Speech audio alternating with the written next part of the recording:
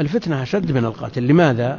لأن الفتنة تعرض الدين للزوال، والقتل يعرض الحياة للزوال، ولا مناسبة بين تعريض الدين الذي يترتب عليه تضييع الآخرة كلها، يعني يخلد في عذاب دائم، في عذاب مستمر. هذا الذي خسر بالفعل. أما من يخسر الدنيا وقد حفظ دينه وثبت عليه، هذا لا يأسف على شيء. قل إن الخاسرين الذين خسروا أنفسهم وأهليهم يوم القيامة. أما خسارة الدنيا لا خسارة، لا تساوي شيء، لأن عمر الإنسان 60 70 80 100 سنة ينتهي، لكن أبد الآباد مخلد في جنة وفي نار. هذا الربح العظيم أو الخسارة، هذه الكارثة التي لا يمكن تعويضها.